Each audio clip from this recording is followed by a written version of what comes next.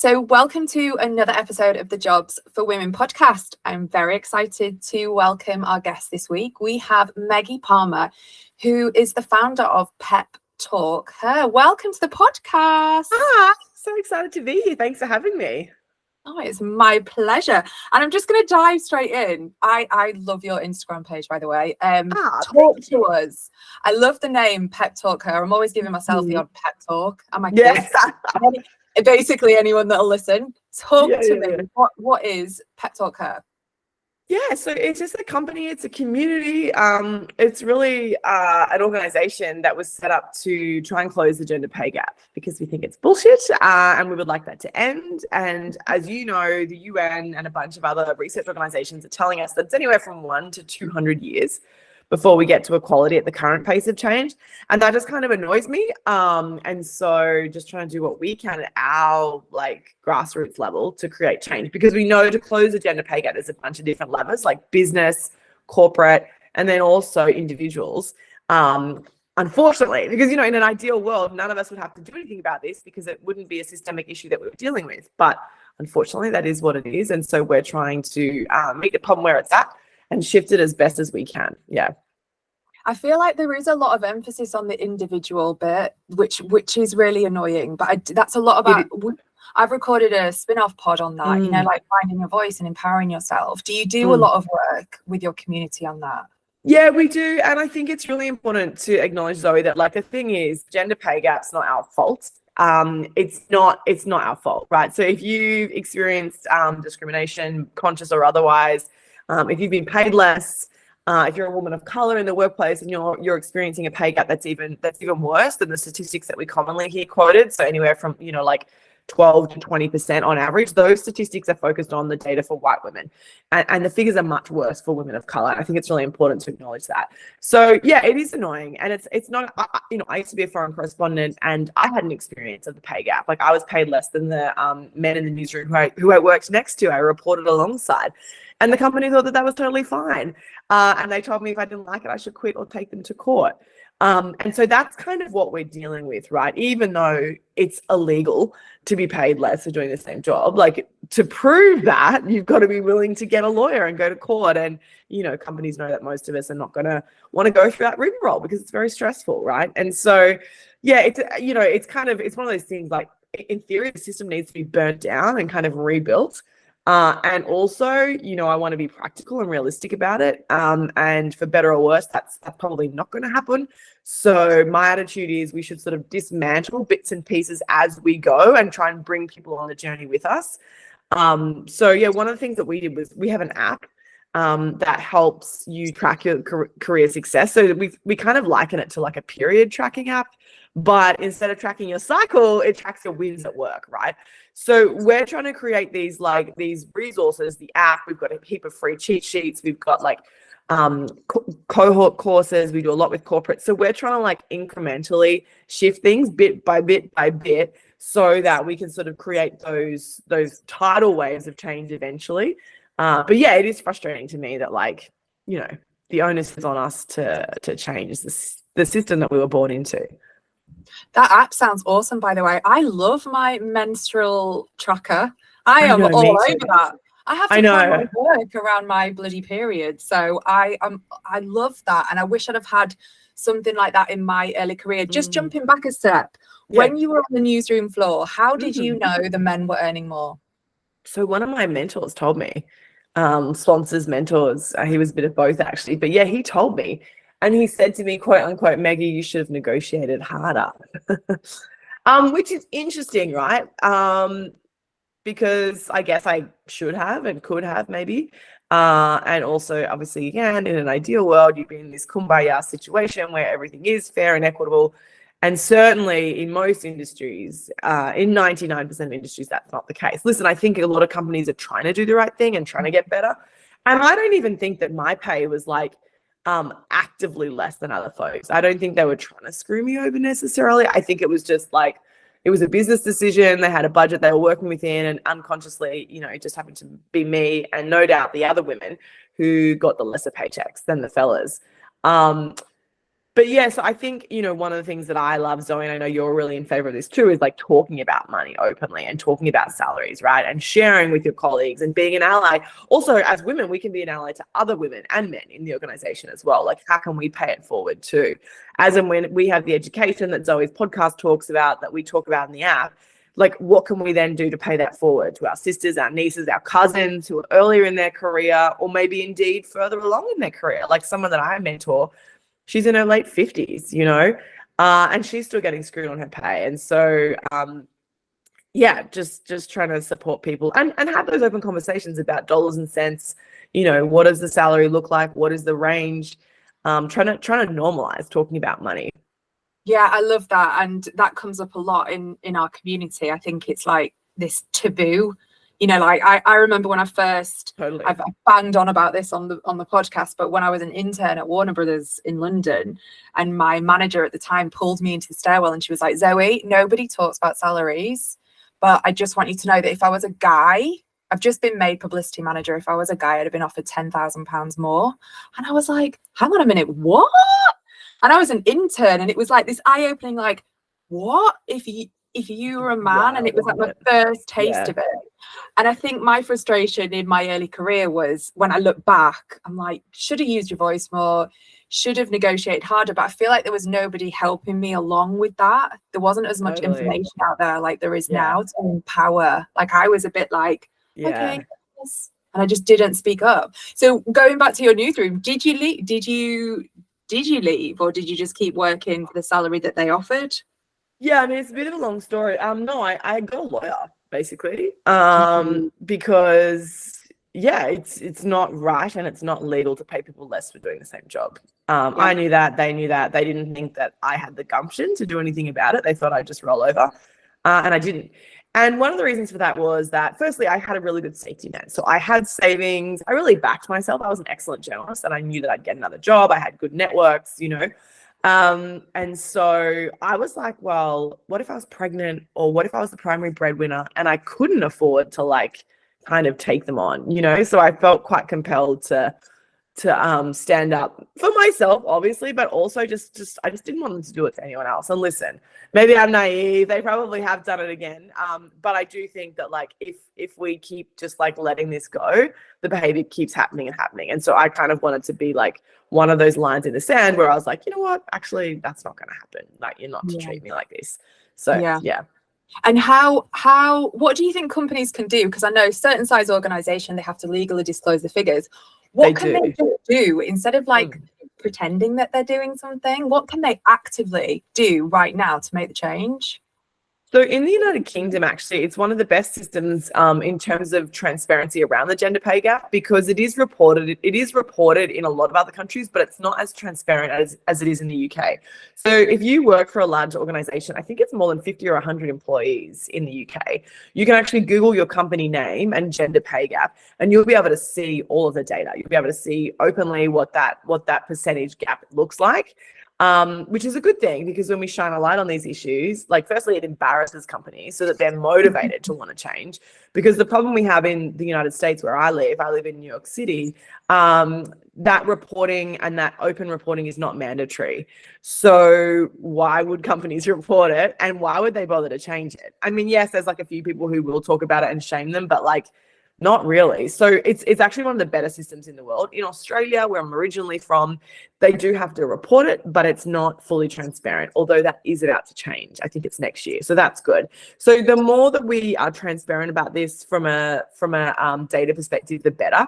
So in terms of what companies can do, so best practice is for companies to do at least an annual pay equity audit, because what happens is, let's say I start a new company today, and Zoe and I are both employees, and we're both earning like £60,000. So there's no pay gap. Oh, there's also a bloke at the company, and he's also earning £60,000. That's great. And then what happens after a year? Perhaps we have managers, we have performance reviews, and there's a human element, right? And humans, we are not perfect, and we carry bias, and unconscious and conscious bias. And so because of that human element, there will be tiny incy-wincy bits of bias that creep in, whether it's intentional or not, right? It might be 1%, it might be 10%, whatever that looks like. And that's then going to translate into how you value staff's contributions and then how you compensate for that, right? And so what we see is even large companies like Salesforce, who do pay, rebalancing every year, they'll rebalance it, and then after a year the gap creeps back in because of that human piece, right? And so it really has to be an annual practice. Having really clear job specs and like an understanding of like where people sit in the bands and like what KPIs you need to hit. Just having it like documented as best as possible is really, really powerful and important. But yeah, there's not too many companies, if any, that have a 0% gender pay gap. The other thing is that like the other part of the gender pay gap is that there's three things that cause it. One is time out of the workforce. And we know that traditionally women are more likely to have more time out of the workforce, whether that's for children or caregiving responsibilities. So that is one factor that plays into it, because it contributes to our length of service almost, right, in terms of experience. So that's one factor. But you can account for that data and for that, and you can actually strip that out of the data, and there's still a gap. And then the other gap that is, quantifiable is the fact that women were socialized to want to go into jobs that are traditionally paid less. So, for example, you'll see more women in teaching and nursing than, say, engineering and financing. And as a society, we value typically male work at a higher level than what we value, quote unquote, women's work type of stuff. And I'm being very generalist here, right?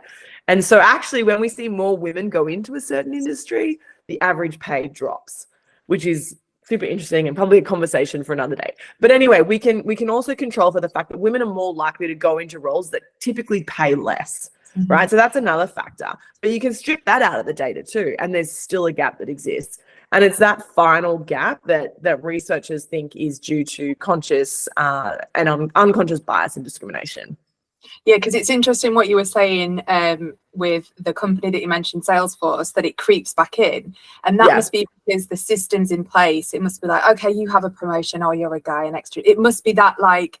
Yeah, there's an element of that. Or there's a perception that, so-and-so is available to travel 24/7, so they must be working harder. Or so-and-so does 5 days a week, not 4 days a week. So they, or so-and-so didn't take 2 maternity leaves in the last 5 years, so they should absolutely be elevated to executive vice president, versus so-and-so who took 9 months off or whatever. So I'm making this up, right? These are just like general statements. But yeah, that's like an example of some of the things that we see happening. Those examples are so great to explain it, though, because everyone listening will relate to that, because we know we get penalized for doing what biology, what we were put on the earth to reproduce, and then it's like, okay, yeah, you're not working as hard.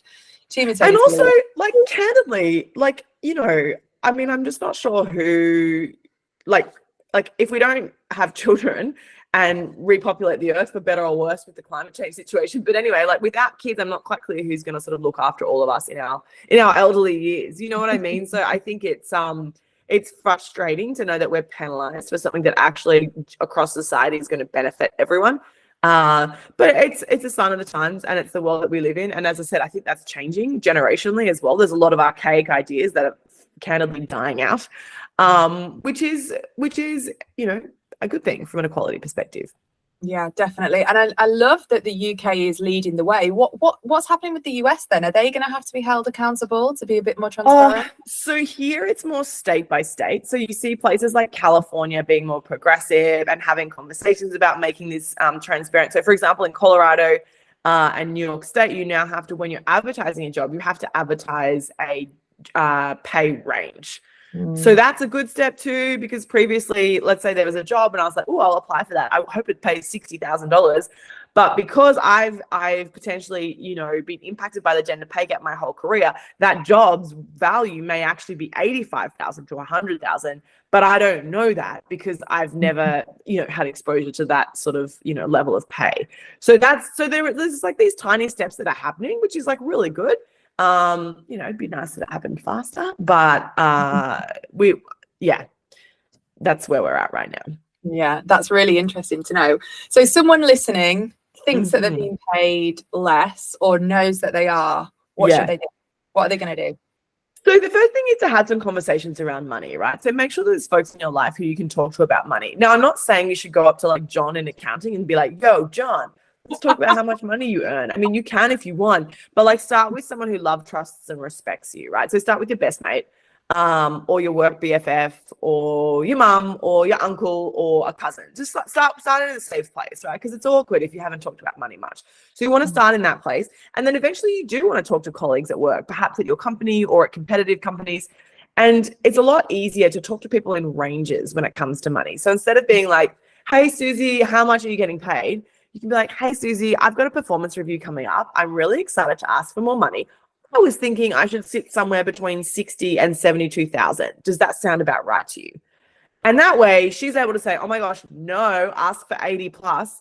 Or she could be like, "Listen, honestly, I'm on less than 60, but like go for it if you think you can get it." So when people talk in ranges, it's a little more comfortable for them to be able to share openly, right? So that's just one little tip. The other thing is you need to be asking for a pay raise every year. Because again, ideally we'd live in this utopian society where your boss was like, let me level set this compensation. If you're not at a big company, it's really hard to know like whether your company is doing pay adjustments, right? And it may not be. So in that instance, it's really up to you, and the onus is on you to ask for that pay raise every year. Because if you haven't been fired, chances are you're pretty good at your job, right? Because most companies, if you're rubbish, they will fire you. So if they haven't fired you, you're probably pretty good. So if you've had a reasonably good year, you should absolutely ask for a pay increase every year. Now, they might not say yes every year, but purely going through that process of asking is kind of like flexing that muscle, right? So it's sort of like if I wanted massive biceps, I'd have to do these ones at the gym and flex that muscle at the gym every week. And slowly I'd get, huge muscles. Be very ripped, more ripped than I am now. But if you don't ask, you'll be like one of my clients. She didn't ask for 6 years. And when she came to me, she was like, "I can't get a pay raise." And I was like, "Well, when was the last time you asked?" And she said 6 years ago. I kind of fell off my chair because I was like, oh my gosh, inflation at this point has gone up like, I don't know, almost 30% in that time. So the real value of her salary and her money had slid backwards because she wasn't getting any pay increases. So, having a community is really important. Sometimes it's hard to find that community who's interested in aspirational, career conversations and stuff. And so like, obviously Zoe's community is amazing. And so is the Pep Talk Her community. We're on Instagram. We've got free resources that you can check out. peptalkher.com/pay me more. We'll talk you through a bunch of steps as well. That's a free resource. The app is there as well. So just like surrounding yourself with people who are also interested in earning more money and who are kind of taking their salary really seriously can be a powerful motivator as well, to know that like, okay, there's other people out there that are asking, and also asking in a way that isn't going to be negatively impacting, isn't going to negatively impact you. Because the other thing that we contend with is this thing called the backlash effect, which is where the way that women are perceived in the workforce is actually different to men. And so we have to be more conscious, annoyingly, of how we communicate, the language that we use, because otherwise we get perceived as a bitch or high maintenance or all of these insert other descriptive word here that I'm sure a lot of your listeners can relate to. But there's ways around that, right? Again, I wish that we were in a situation where we could be like, screw that, who cares? I'll ask whoever I want. But again, being realistic about it, we know from the research that it does negatively impact us. That sucks. And so knowing that though, what can I do to shift incrementally? I don't want to change who I am. I want to still be authentic, and I want to get the best possible outcome. So that's a lot of the stuff that we sort of talk people through as well, is like, how do you work within the system that exists as it is right now? Oh my God, everything that you just said then, it's so annoying, isn't it? Like even the way so annoying. Like, well, I was chatting on a podcast the other day, it's like being described as bossy or whatever as a woman. If you're just assertive in the workplace, meeting, you can command the room. She's bossy. Yeah. What? I know. So if someone is listening, are we talking just drop an email to your manager and say, let's have a chat? Is that how basic it needs to be? Or do we need to be doing a lot of research first? Yeah, you've got to prepare. I mean, listen, if you want £100 a year extra in your pay raise, no worries. Drop your boss an email, it'll be fine.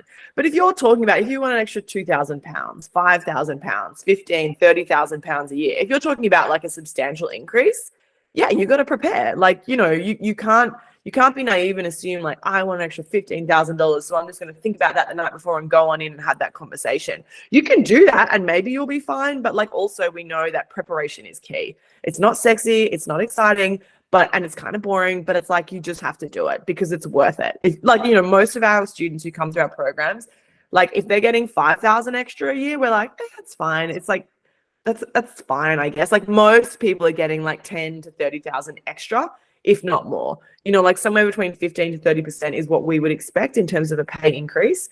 And to do that, you have to work for it. You know, I'm not going to sugarcoat you and tell you it's easy and you just walk in and that's it. No, there's like stuff you have to do. You have to do preparation. You have to start tracking your stuff in the app. You have to be able to quantify it. You have to read the room in terms of the office politics and understand what's going on. Like there's a lot of steps. And it's very doable, right? To walk through those steps and to kind of like, you know, there's if you do like an hour or two's research, and if you follow, we have like a program that we can walk you through that's pretty simple. If you have it, it's called like the salary SOS. If you have an emergency and you're like, OMG, I've got this conversation tomorrow, what do I do? You can if you just go to peptalker.com/SOS, it basically talks you through exactly what you have to do, like what those steps are. In an ideal world, you would have longer than that, but sometimes a recruiter calls you and you're getting on the interview tomorrow and you just don't have time, right? So I understand that. But yeah, you've got to do preparation if you want to get like bananas, astronomical results. Mm-hmm. And do any, in your program that you're talking about, I'm assuming sometimes the answer is no. Yeah. Does some of the women then go look for jobs elsewhere, or do they go wait a year and go back? What's the normal? Yeah, it's a great question. So one of the biggest things that you want to prepare for, yes, you want to ask for a raise. Yes, you want to know how much should that be. Yes, you need to know the scripts that you can follow that's like going to lead to a good result. And you need to prepare for the big question, what if they say no? 100%. Because a no is just a not right now, right? It doesn't mean no forever. And we talk a lot about Pep Talker about how rejection is just redirection. And so sometimes people will go somewhere else, and we do talk about having a plan B and setting yourself up for that. But there's other things that can be done too. So if they say no to the salary, okay, where can we pivot that to? What are the non-monetary benefits? What are the other things that are important to you? How can you quantify? What are the metrics I need to hit in the next 6 months so that the next time we have this conversation, it's an easy yes? You know, so it's actually just about stepping through all of those things. You don't want to just hear no and be like, okay, I'm disappointed, but I get it, and walk out. You want to ask questions. You want to understand. You want to go through the listing process so that you can sort of read between the lines about what's happening. So sometimes you have to leave and go to another company, but not always. It kind of depends. That's really good advice. It's real tangible advice, that, isn't it? It's like, okay, it's a no now. So when can we regroup? Totally. What do I need to do? That's really, really good advice. And I can understand some companies are a bit more difficult than others, and some will just be like, no, and then you might want to jump ship. And sometimes when they say no, like sometimes they're telling you a message that you need to listen to. And sometimes that message is, it's never going to happen. And sometimes the message is your performance hasn't been great. Or sometimes the message is like, wink, wink, nudge, nudge. There's a bunch of changes coming. Like, can't say too much, but like, give me 6 weeks. You know, like it just depends, right? So you've got to be sort of, that's why the preparation, as I say, it's not sexy, it's not exciting. But like the preparation means that you'll be able to pivot and handle that so well compared to people who just kind of like wing it the night before, you know? Yeah, that's brilliant advice, because then you've got things up your sleeve, haven't you, to pull out in there. Especially if you go through a negotiation situation. So you work with companies as well. How does the work that you do with organizations help them to close the pay gap? Yeah, so we do a lot. We have 60,000 women in the Pep Talker community, you know, using the app, using our programs and stuff like that, which is awesome. And we do a lot of on the B2B side, right? So we're working with Fortune 500 companies to support them, FTSE companies, ASX listed companies. We're working to support them with their pay, but also their leadership pipeline. So we're really on that mission to close the gender pay gap and the leadership gap, because if we can get more women into senior levels of management, they're going to be paid more money. And so that gap is going to get smaller and smaller and smaller, right? So we work with them to retain that middle level of like high potential talent. So we help to support them to firstly diversify what does that middle level of management look like, and how can you retain them into the senior levels of the business. Because what often happens is companies these days, which is good, will have targets that they want to hit around like percentage of women in leadership, middle leadership, senior leadership, the executive. and they don't know how to get there, because often women get frustrated after 5 to 10 years within an organization, and they're like, well, there's no pathway for me to get there. Why would I stay? So we're helping to build that pipeline for them. And for example, one of our big consulting clients, their attrition rate is around 11%. So that's the rate that people are leaving the business. And the people that go through our program, it's less than 4%. So, which is great, which means that they're saving money in terms of they're not spending as much on recruiting costs. They're not losing as much institutional knowledge, and they're able to sort of drag those people, retain those people, promote and incentivize those women through the middle management into the senior levels, so that they can take all that institutional knowledge and all those relationships to kind of get really great work done at a more senior level within the organization. It makes total sense to retain them, doesn't it? Do you do anything on like menopause and period policies and stuff? So interesting you should say that. Actually, one of my mentors, one of my advisors, she has just started, she had another health tech startup, and she's just started a company focused on menopause. So we don't specialize in that, but we bring her in to run content around that. Absolutely. Yeah. Because that's a real challenge too, right? The more, which we're all going to go through, I know. We had an amazing woman on the podcast who works at Bloomberg, really senior, talked about her menopause experience. And, she was like top of her game. And she was like, if I didn't have that support at work, I would have left. And that widens the pay gap, so the companies need to wake up. So for anyone listening, if they want to hook up with you, not on a date, well, you never know. If they want to get in touch with you and grow the community, or how do they do that? Yeah, so you can download the Pep Talk Her app. That'll help you sort of track those successes. It's just, it's on the app stores, Pep Talk Her, or you can go to peptalkher.com/app. And then we have a really cool, the pay raise cheat sheet is great. So peptalkher.com/pay me more. We're on Instagram at Pep Talk Her. So come and say hi.